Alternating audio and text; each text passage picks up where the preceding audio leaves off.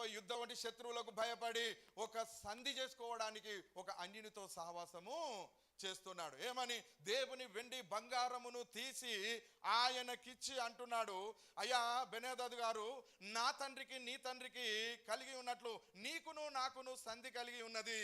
వెండిని బంగారమును నీకు పంపి ఉన్నాను. ఇశ్రాయేలు రాజైన బయెషా నన్ను విడిచి అవతలికి పోవునట్లుగా నీవు అతనితో చేసి ఉన్న సంధిని భంగము చేయమని వర్తమానము పంపాను.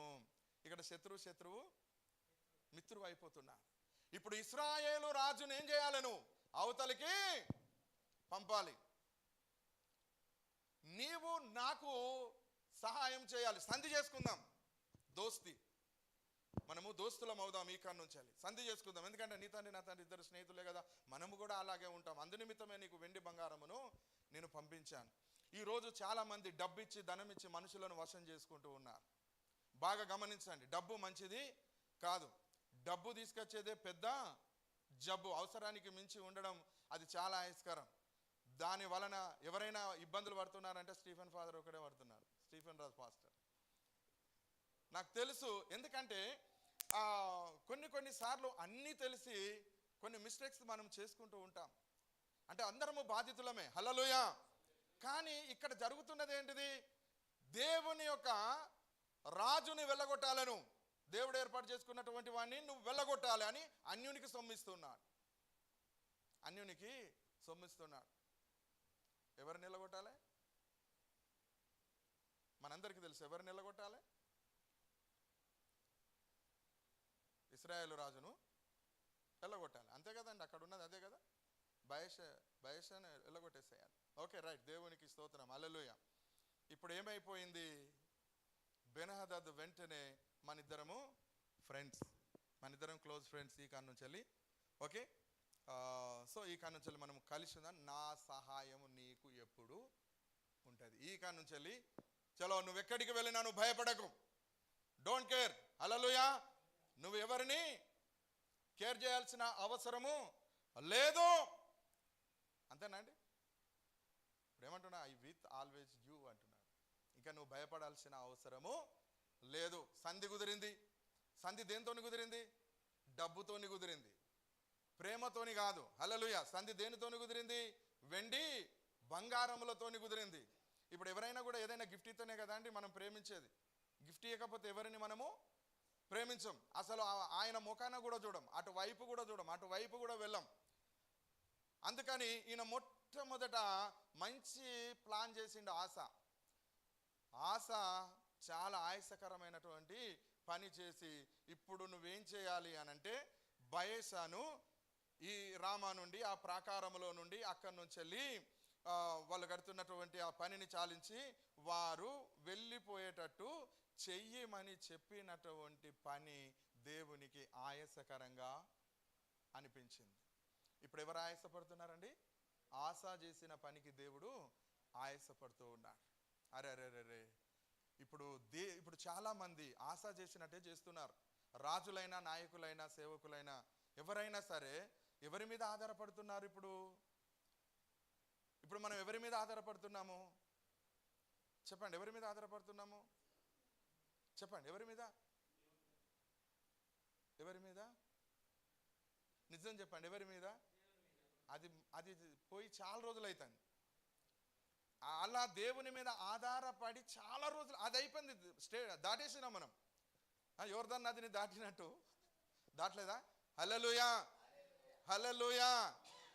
నిజానికి చెప్తున్నాను, ఇప్పుడు మన మీద మనము ఆధారపడుతున్నాము, దేవుని మీద కాదు. ఎవరి మీద?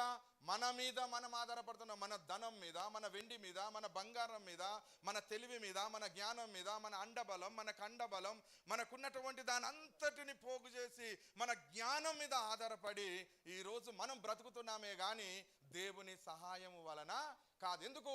మనం సంధి చేసుకున్నాం, సాతానుతో సంధి చేసుకున్నాం. మనకు తెలియకుండా శత్రువుతో సంధి చేసుకున్నాం. మనకు తెలియకుండా మన జర్నీ, మన త్రోవ తప్పిపోయినాం. దారి తప్పిన గొర్రెలు తప్పినట్టు మనము దేవుని నుండి తప్పిపోయినాము, కానీ దేవునిలో ఉన్నాము అని అనుకుంటున్నాం. మనం దేవునిలో నివసిస్తున్నాము అనుకుంటున్నాం. కానీ నిజంగా చెప్తున్నానండి, మనము దేవునిలో లేము. మనకిష్టమైన త్రోవలో వెళ్ళిపోతున్నాం, మనకిష్టమైన మార్గంలో వెళ్ళిపోతున్నాం. కాదంటే కథమే. అటు కాదంటే నీకేం తెలుసు, నువ్వు సబ్జెక్ట్ నీ పని చూసుకో బ్రదర్ అంటున్నాం. అంతే, తప్పిపోయినాం మనం. ఇప్పుడు ఎలా తిరుగుతున్నామంటే దారి తప్పిన చుక్కలు తిరిగినట్టు తిరుగుచున్నాం. లేఖనంలో ఉంది కదా, దారి తప్పిన చుక్కలు తిరిగినట్టు తిరుగుచూ ఉన్నాం. ఎక్కడా మనకేం దొరుకుతలేదు. కారణం మన ఫ్రెండ్ వేరైపోయిండు. రియల్లీ ఫ్రెండ్ ఇడిచిపెట్టేసినాం. రియల్లీ నిజమైన స్నేహితుడిని, దేవుణ్ణి మనం విడిచిపెట్టినాం. ఇప్పుడు మనం పట్టుకున్నది ఎవరినంటే మన జ్ఞానాన్ని పట్టుకున్నాం. ఆ జ్ఞానాన్ని దొంగిలించినటువంటి సాతాన్ని పట్టుకున్నాం. ఒక శత్రువును పట్టుకున్నాము. మనలను నిలువున ముంచేసే అటువంటి వ్యక్తులను పట్టుకున్నాం. మీరు అర్థం చేసుకోవాలి. దేవునికి స్తోత్రం. ఆధారపడవలసింది ప్రతి సేవకుడు దేవుని దగ్గర ఆ మోకాళ్ళు వంచి ఆయన మీద ఆధారపడి ఆయన మీదనే ఆనుకొని ఉంటే, ఆమేన్, ఇక్కడి కొండ అక్కడికి పోమంటే పోతుందా పోదా? నిజం చెప్పండి, పోతుందా పోదా? ఎంత విశ్వాసం ఉంటే? ఆవగింజంత ఉంటే. ఇప్పుడు మీరు కానీ నేను కానీ, నేనేం తోపేమి కాదు, ప్రైజ్ ది లార్డ్, హల్లెలూయా, మీలాగానే. కానీ మీరు పొమ్మంటే ఇప్పుడు కొండ పోతుందా అటు? ఇక్కడ ఉన్నోళ్ళు అంటే భూమి మీద ఎవరు పొమ్మంటే పోదా? నిజండి, పొమ్మంటే పోతుందా? హల్లెలూయా, పొమ్మంటే పోతుందా? పోదు. ఎందుకు పోదు అంటే ఆ ఆవగింజంత లేదు మనకు విశ్వాసం. అంతే. ఇక్కడ పెద్ద మర్మం ఏమి లేదు. ఆవగింజంత విశ్వాసం ఉంటే పోతుంది అన్నాడు. ఆవగింజంత లేదు మనకు కనుక అది పోతలేదు. అంతే. ఇది భూమి ఆకాశములు గతించిన నా మాటలు గతించవు, పొల్లైన పోదు, అది ఖచ్చితంగా నెరవేరుతుంది. నా జీవితంలో నేను చేసిన ప్రార్థనకు ఒక కొండ పోయింది. మీరు నమ్మినా నమ్మకపోయినా యథార్థం చెప్తున్నా నేను. ఆ కొండ ఇప్పుడు దాని గ్రానైట్స్ రాయంత తీసి అసలు కొండ లేకుండా దాన్ని సదన్ చేస్తూ ఉన్నారు, తీసేస్తున్నారు. ఈ కొండ లేకపోను అంటే ఈ మాటను గుర్తు చేసుకో, నిజంగా పోతుందా? నేను ఆయన మీద విశ్వాసం ఉంచి నేను చెప్తున్నా, ఈ కొండ పోవును కాకంటే నిజానికి చెప్తున్నానండి. ఇప్పుడు అది ఒక చిన్న గట్టులాగా అయిపోయింది, పెద్ద కొండ తీసివేయబడ్డది. అంటే ఆవగింజంత విశ్వాసము ఉంటే, ఇప్పుడు ఇక్కడ మనకు ఒక డౌట్ వస్తుంది. హల్లెలూయా.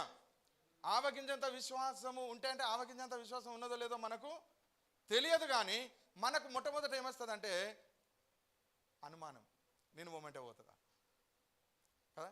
నన్ను అడిగేవారు సందేహింపకుండా అడగాలన్నాడు కదా. సందేహం వద్దు, అనుమానం వద్దు. నన్ను అడుగువాడు నేను దాన్ని పొందుకొని ఉన్నానని నమ్మి జీవించాలి. ఏదైతే నువ్వు అడిగినవో అది దేవుడు నీకు ఇచ్చి ఉన్నాడు అని నువ్వు నమ్మగలిగినంత విశ్వాసం ఉంటే నీకు ఆవగింజంత ఉన్నట్టే. ప్రైజ్ ది లార్డ్, హల్లెలూయా. అలాంటి విశ్వాసం ఉంటే కొండ ఇక్కడికి పొమ్మంటే పోదు. అంటే ఇప్పుడు మనకు మాట బలం పోయింది, మనకు దేవుని దగ్గర ఉన్నటువంటి బలము పోయింది, మనకున్న విశ్వాస బలం పోయింది. టోటల్గా మనము సంధి చేసుకున్నది ఆశ బెన్హదదుతో సంధి చేసుకున్నట్టు మనము వ్యక్తిగతంగా మనకిష్టానుసారమైన మార్గంలో వెళ్ళి మన మార్గములను మన తలంపులను నెరవేర్చుకోవడానికి మనకిష్టమైన మనుషులకు మనం సంధి చేసుకొని ఉన్నాము కనుక ఈరోజు మనము దానిని పొందుకోలేకపోతున్నాం. చివరిగా నేను ఒక మాట చెప్పి నేను దీన్ని ముగించేస్తా, ప్రొలాంగ్ చేయ. దేవునికి స్తోత్రం. మీరందరూ సేవకులు కనుక సేవకులకు ఉండవలసినటువంటి విధానాన్ని, విధులను దేవుడు ఈరోజు మనకు చూపెడుతున్నాడు. ఎప్పుడైతే ఆశ ఒక అన్యుని దగ్గరికి వెళ్ళి అన్యునికి దేవుని మందిరములో నుండి వెండి బంగారము ఇచ్చి, ఎవరిది సొమ్మిది? దేవుంది. దేవుని సొమ్మిచ్చి నువ్వు అతనితో సంధి చేసుకొని అతని సైన్యాన్ని నువ్వు ఆసరగా తీసుకొని దేవుని ప్రజలను పాలిస్తున్నటువంటి రాజును బయటికి వెళ్ళగొట్టమని ఒక భయంకరమైన నిర్ణయం తీసుకున్నావు గనుక దేవుడు లోపల హృదయంలో మచ్చరపడి నొచ్చుకొని హనానీ అనే ఒక ప్రవక్తను ఆసా దగ్గరికి పంపిస్తాడు. హనానీ అనే ఒక ప్రవక్త 7వ వచనంలో మనం అదే చూసాం. దేవునికి స్తోత్రం. ఆ కాలమందు దీర్ఘదర్శి అయిన హనానీ యూదారాజు అయిన ఆసా యొద్దకు వచ్చి అతనితో ఇలాగు ప్రకటన చేసెను. ఏమని? నీ దేవుడైన యెహోవాను నమ్ముకొనక సిరియా రాజును నమ్ముకొంటివే. సిరియా రాజు యొక్క సైన్యము నీ వశము నుండి తప్పించుకొని పోయాను. ఎవరిని నమ్ముకున్నావు నాయన? నువ్వు నీ దేవుడైన యెహోవాను నమ్మాల్సిన నీవు ఈరోజు ఎవరిని నమ్ముతున్నావు? ఇదే ఇక్కడనే నీ ఫౌండేషన్, ఇక్కడనే నీ బేస్మెంట్. తిరిగి మరలా వెనుకకు రావాలి. ఇప్పుడు మనం చాలా దూరం మనం ప్రయాణం చేశాం. జీవం గల దేవుణ్ణి విడిచి చాలా దూరం ప్రయాణం చేశాం. తిరిగి ఒక్క క్షణం ఆగి వెనక తట్టు కనుక చూస్తే ఎవరి మీద ఆనుకోవలసిన నీవు ఇప్పుడు ఎవరి మీద ఆనుకున్నావు? చాలామంది కొడుకుల మీద ఆనుకుంటారు, చాలామంది బిడ్డల మీద ఆనుకుంటారు, కొంతమంది అన్నదమ్ముల మీద ఆనుకుంటారు, కొంతమంది తల్లిదండ్రుల మీద ఆనుకుంటారు, కొంతమంది ఎవరో సహాయం చేసే వాళ్ళ మీద ఆనుకుంటారు. వీళ్ళను బేసిక్ చేసుకొని వీళ్ళ మీదనే మైండ్ అంతా పెట్టేసి దేవుని మీద మనసును తీసేసుకొని నడుస్తున్నటువంటి విధానంలో ఇప్పుడు ఉన్నాము. కనుక ఏం పని చేసినవయా నువ్వు? నిజంగా ఒక్కొక్కసారి అన్యులు మనకు బుద్ధి చెప్తారు. ఓయి నిద్రపోతలే, లేచి నీ దేవునికి ప్రార్థన చేయంటారు. ఒకవేళ మనం బ్రతుకుతామేమో. లేచి నీ దేవునికి ప్రార్థన చేయి. ప్రార్థన చేసే వాళ్ళందరూ ఎటువైపు వెళ్తున్నారు? లోకాశ ఎద నిండు కొనగా లోకంబు మమ్మేలు కొనగా. పాడరా? లోనే నిన్ను మరచి లోకాన దిగజారిపోగా. లోకాశ ఎద నిండు కొనగా లోకంబు మమ్మేలు కొనగా. లోనే నిన్ను మరచి లోకాన దిగజారిపోగా. నిన్ను జూచు కన్నులు, నిన్ను జూచు మనసు, యేసయ్యా నాకియ్యవయ్యా. ఏమైనా నాకింతే చాలు, ఏమైనా నాకింతే చాలు. ఇప్పుడు మన దగ్గరికి ప్రవక్తలు రావాలి. హల్లెలూయా. దేవుడు మనల్ని జ్ఞాపకం చేసుకొని మరలా ఒక ప్రవక్తను నీ యొద్దకు పంపి, ఇదిగో నువ్వు పాపం చేస్తున్నావు, ఇదిగో నువ్వు దేవునికి విరోధమైన కార్యాలు చేస్తున్నావు, ఇదిగో దేవుని యొక్క సేవను నువ్వు విడిచిపెట్టావు, నువ్వు దేవుని యొక్క మహిమను విడిచిపెట్టావు, నువ్వు దేవుని దగ్గర విచారణ చేయడం, దేవుని దగ్గర ప్రార్థన చేయడం నువ్వు మర్చిపోయి నీ ఇష్టానుసారముగా ఆలోచించి నీ ఇష్టమైన మార్గంలో వెళుతున్నావు. నా కుమారుడా, నువ్వు ఇప్పుడే దేవుని తట్టు తిరిగి మరలా నువ్వు మోకరించి కన్నీరు గార్చి ప్రార్థన చేయి. జీవము గల దేవుడు నిన్ను దర్శిస్తాడు అని మరలా ప్రవక్తలు నీ దగ్గరికి వచ్చి చెప్పే అంతవరదాకా నువ్వు రియలైజ్ కావు. ఏదో రకంగా ఎవరిదో ద్వారా నీ సోషల్ మీడియాలో చాలా మంది వాక్యాలు చెప్తూ ఉన్నారు. దాని ద్వారా కావచ్చు, లేదా సేవకుల ద్వారా కావచ్చు, లేదా మన కళల ద్వారా కావచ్చు, దర్శనాల ద్వారా కావచ్చు, నువ్వు బైబిల్ రీడింగ్ చేస్తుంటే కావచ్చు, ఏదో రకంగా దేవుడు నీతో మాట్లాడతాడు. చేయాల్సింది ఏందో తెలుసా? దేవుడు నీకు అవకాశం ఇచ్చినప్పుడు ఆ లిజన్, ఆయన మాటను నువ్వు వినాలి. హల్లెలూయా. ఆయన అంటాడు ఎప్పుడు కూడా, listen to my word my dear pastors. దేవునికి స్తోత్రం కలుగును గాక. నా మాటలు మీరు వినండి. ఈరోజు హనానీ ప్రవక్త వచ్చి చెప్తున్నాడు, ఏంటయ్యా నువ్వు చేసిన పని? ఏం చేస్తున్నావు నువ్వు? ఈయన పాస్టర్ అట, ఈయనకు సేవ లేదంటే కోపం వస్తుంది. నీకు సేవ ఉన్నదా అంటే కోపం వస్తుంది. నాకు లేదా సేవ? నీ దగ్గర ఎంతమంది విశ్వాసులు ఉన్నారు? ఇప్పుడు గవర్నమెంట్ వాళ్ళు అడుగుతున్నారట. ఇదివరదాకా మా అయ్యగారు రాశారు, దేవునికి స్తోత్రం. ఎంతమంది విశ్వాసులు ఉన్నారు? నా దగ్గర ఐదుగురే, నా దగ్గర 10 మందే, అరే నా దగ్గర 20 మందే. ఎందుకు సేవ లేదు? 20 ఏళ్ళ సేవ, 30 ఏళ్ళ సేవ, 15 ఏళ్ళ సేవ ఏరి? కుట్రలు, కొట్లాటలు, ఒకరి మీద ఒకరు, ఒక సేవకుని మీద ఒక సేవకుడు కొట్టుకొని తిట్టుకోవడంతోనే ఇదంతా సరిపోతుంది. దేవుని మీద మనసు అనేది ఇప్పుడు ఎవ్వరికి లేదు. అందుకే అప్పుడప్పుడు ప్రవక్తలను పంపిస్తారు. వాళ్ళు చిన్నోళ్ళైనా సరే చెప్పినప్పుడు మనం వినాలి. హల్లెలూయా. దేవుడు పెద్దలకు ఇడిచిపెట్టాట, పసిపిల్లలకు బయలుపరిచిందట. దేవునికి స్తోత్రం. పసిపిల్లలు లేచి ప్రవచనం చెప్తారు ఇప్పుడు మనకు. దేవుడు తన ప్రవక్తలను మరలా పంపిస్తూ ఉన్నాడు. ఇప్పుడు నేను వెళ్ళి ఒక దైవజనుడు, నీ సేవ కరెక్ట్ లేదు, నువ్వు పాపములో ఉన్నావు, నువ్వు కరెక్ట్ లేవు, నీ సిచ్యువేషన్ బాగాలేదు, నువ్వు ఇప్పుడే మారు మనసు పొంది నువ్వు సేవ కన్నీరు గార్చి నువ్వు మంచి సేవ చేయి అని అంటే నీకు దేవుడు చెప్పిండా? పాస్టర్ ఇంకొకసారి నువ్వు నా దగ్గరికి రాకు. ఆమేన్. ఇంకొకసారి నా దగ్గరికి రాకు. నువ్వేమో పరిశుద్ధుడు, నిన్ను పాపిన ఒప్పుకునే ప్రసక్తి లేదు. ఎందుకు మతి తప్పినావు అంటున్నాడు హనాని. ఎందుకు మతి తప్పి ప్రవర్తించినావు? ఒక జీవం గల దేవుణ్ణి విడిచిపెట్టి ఒక నరుణ్ణి, ఒక రాజును నమ్ముకున్నావా? ఎంత దుర్మార్గ పని చేసావయ్యా నువ్వు. ఎన్ని కార్యాలు చేశాడు నీకు గతంలో దేవుడు. స్వస్థతలు చేశాడు, అద్భుతాలు చేశాడు. నువ్వు కోరుకున్నట్టుగా, నువ్వు ప్రార్థించినట్టుగా, విశ్వాసుల కొరకు, సంఘాల కొరకు, నీ కొరకు, నీ కుటుంబాల కొరకు, నీ పిల్లల కొరకు ఎన్నో దేవుడు చేశాడు. అవన్నిటిని మర్చిపోయి ఈరోజు ఒక వ్యక్తిని నమ్ముకొని జీవం గల దేవుణ్ణి విడిచిపెట్టావు. మతి తప్పి తిరుగుతున్నావు. మతి దొబ్బింది నీకు అన్నాడు అక్కడికి పోయి ప్రవక్త. అనగానే ఆయన ఆశ ఏం చేయాలి? గత జీవితం అంతా జ్ఞాపకం చేసుకొని, నిజమే కదా, దేవుడు నన్ను ఇంత బాగా చూసుకున్నాడు కదా, ఇంత గొప్ప విజయాన్ని ఇచ్చాడు కదా, నేను ఎందుకు తప్పు పని చేసి నన్ను వెనుకకు తిరగాలి కదా. ఏమన్నాడు తెలుసా? వీని తీసి లోపలేసి బంధించు అన్నాడు ప్రవక్తను. హల్లెలూయా. హనాని ప్రవక్తను బంధించేశాడు. ఈరోజు సత్యం చెప్పిన వాడిని చావగొడుతున్నారు. ఈరోజు నిజం బోధించే వాళ్ళను దూరం పెట్టేస్తున్నారు. కానీ ఈరోజు దేవుని బిడ్డలారా, ఆరోగ్యవంతులకు డాక్టర్ అక్కరలేదు, కానీ ఎవరైతే రోగగ్రస్తులు అయినారో వాళ్ళకు డాక్టర్ తప్పకుండా అవసరం. తప్పిపోతున్న మనకు మార్గం చూపే ప్రవక్తలు అవసరం. చెడిపోతున్న మనల్ని బాగు చేయడానికి దైవజనులు అవసరం. ఒక సేవకుని పిలిపించి చెప్పించుకోవాలంటే మనకు అవమానం. కానీ దేవుని బిడ్డలారా, దైవ సేవకులారా, నేను చెప్తున్నాను, మన దానిలో ఎంతో మంది అద్భుతమైనటువంటి దేవుని యొక్క వాక్యాన్ని అందించే వాళ్ళు, దేవునికి పట్టబడిన వాళ్ళు ఉన్నారు. నేను చెప్పడము గర్వం ఏంటంటే, దేవునికి స్తోత్రం, ఇప్పుడు మన ఏసీటీలో కూడా మంచి దైవజనులు, మంచి వాక్యం, కేవలం మన రవికుమారయ్య గారు సాక్ష్యము విని యథార్థంగా మారిన సేవకులు కొంతమంది నాకు తెలుసు. వాళ్ళు చెప్పారు, మేము కూడా ఇలా ఉండాలనుకుంటున్నాం, ఇంత మంచిగా ఉండాలనుకుంటున్నాం. హల్లెలూయా. ఈరోజు మన సీమోన్ బాబాయ్ గారు చెప్తాడు, ఏమని? అన్నిడిచిపెట్టినా ఇప్పుడు నాకు ఏసీటీ, నా సంఘము, నా కుటుంబం. Praise the lord. హల్లెలూయా. ఇక లేదు, అన్నిడిచిపెట్టేశాను.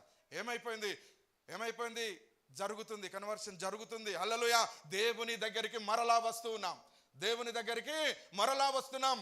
విడిచిపెట్టేద్దాం. ఇప్పుడు ఈ క్షణం వరకు కలిగినది ఏదైతే ఉందో, హల్లెలూయా, అది చెడు అని నీకు అనిపిస్తే విడిచిపెట్టేద్దాం. నాకు తెలుసు, అందరి హృదయాలలో చెడు ఉంది, అందరి హృదయాలలో పాపం ఉంది, అందరూ దేవుని మార్గమును తప్పిపోయారు.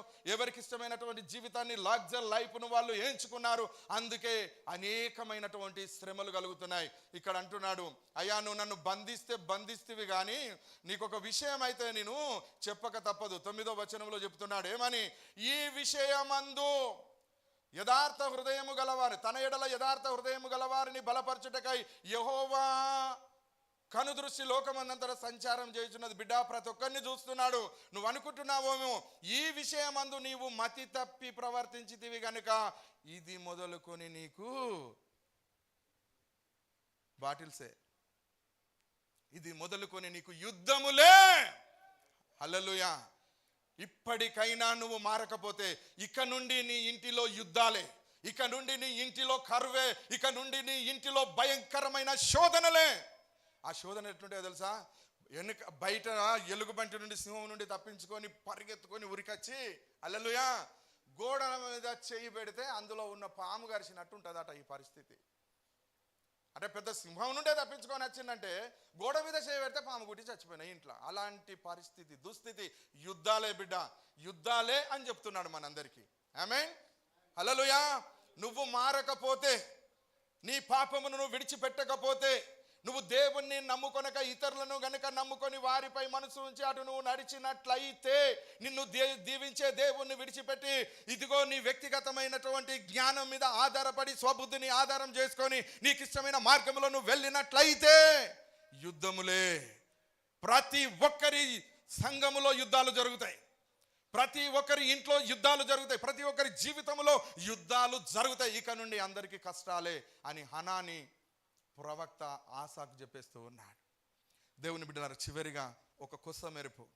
దేవునికి స్తోత్రం. దైవజనులారా, మీ అందరికి ఒక కొస మెరుపు. దయచేసి అందరికీ యేసుక్రీస్తు నామములో శుభములు, వందనాలు తెలియజేస్తూ ఉన్నాను.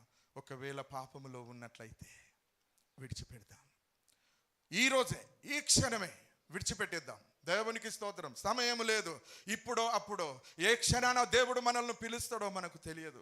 ఏ క్షణాన ఈ లోకాన్ని విడిచిపెడతామో మనకు తెలియదు. మన సంఘములో యుద్ధాలు మోపు కాకముందే, మన సంఘములో తిరుగుబాటు రాకముందే, మన సంఘాలు మనలను వెళ్ళి వేయక ముందే మనము మనుషులను నమ్ముకొనటం మానేద్దాం.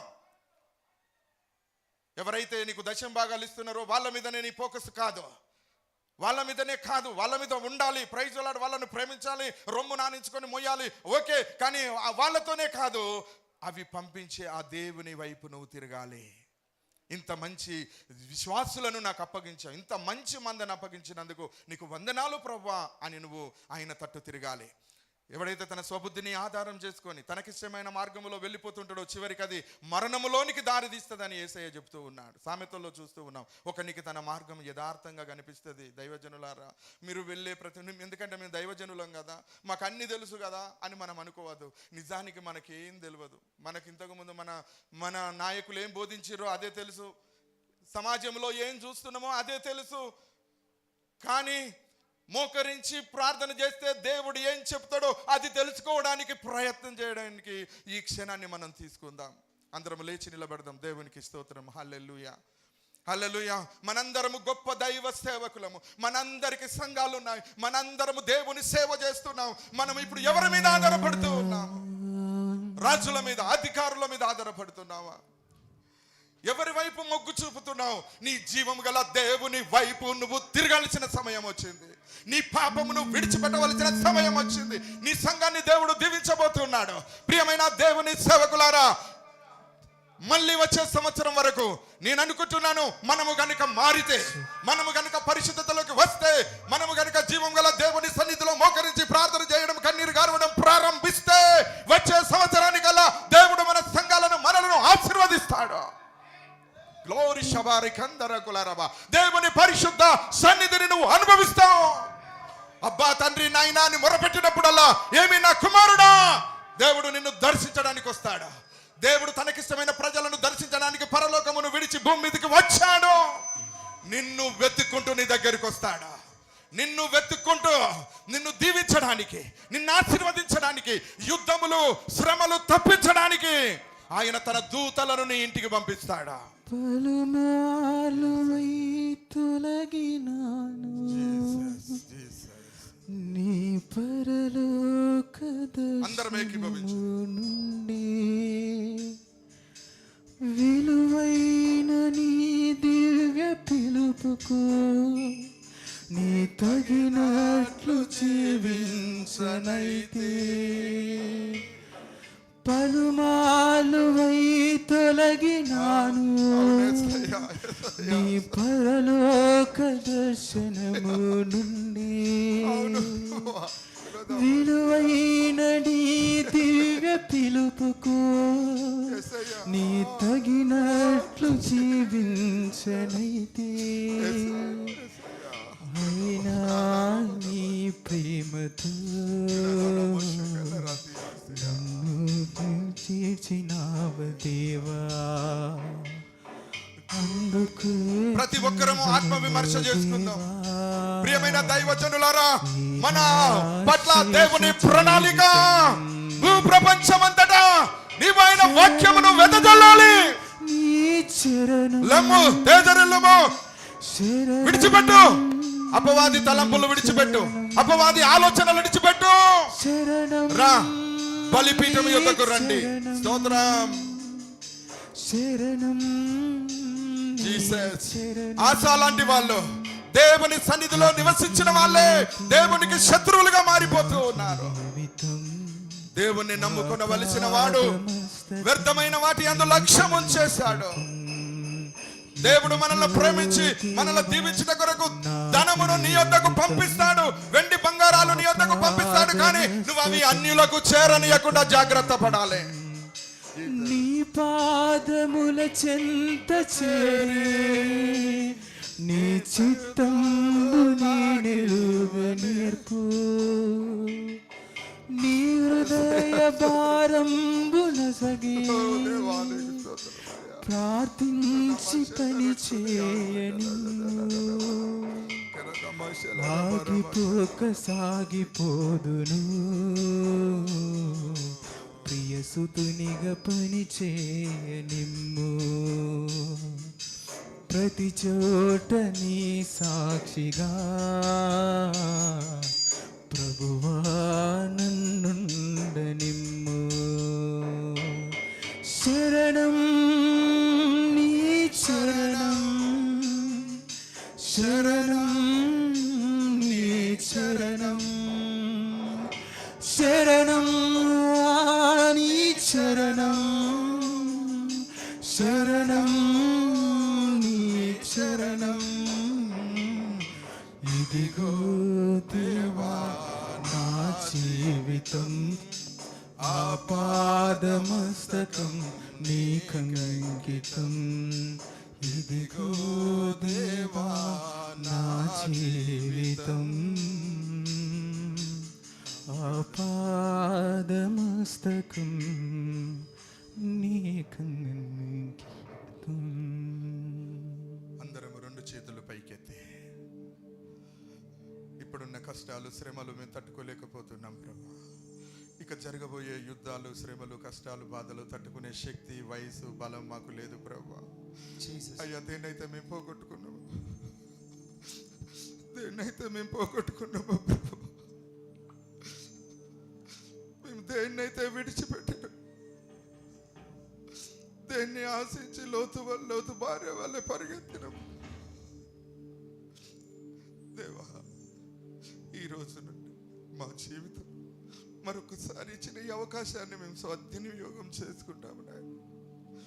అయ్యా, మంది బలగం మార్బలం మాకు అక్కరకు రాదు నాయన. యుద్ధములు చేసే దేవుడవే నువ్వు మాకు కావాలి. మమ్మలను, మా పరిచర్యను అంతటిని క్షమించండి, దీవించండి తండ్రి. నీకు స్తోత్రాలు చెల్లిస్తూ ఉన్నాను. మా పట్ల దయ చూపించి నీ నామానికి మహిమ తెచ్చుకోండి నాయన. పరిశుద్ధుడా, వాక్యం ద్వారా మాతో మాట్లాడినందుకు మిమ్మల్ని స్తుతిస్తున్నాం. ప్రతి మాటను మా హృదయములు నాటి ఫలింపచేయండి. వాక్యానుసారంగా జీవించే కృపను మాకు అనుగ్రహించమని, వాక్యం విత్తన మీ దాసుని ఇంకా బలపరచునంతగా వాడుకొనమని మిమ్మల్ని స్తుతించి మమ్మల్ని మీ కృపగా అప్పగించి విలువైన అమూల్యమైన మీ మాటలను బట్టి మహిమ ఘనత ప్రభావాలు మీకు ఆపాదించి యేసు నామములో ప్రార్థిస్తున్నాం మా తండ్రి. ఆమెన్. కూర్చుందాం please. Thank you lord. Thank you Jesus. Okay, మనము ముగింపులోకి వచ్చాం. 5-10 నిమిషాలు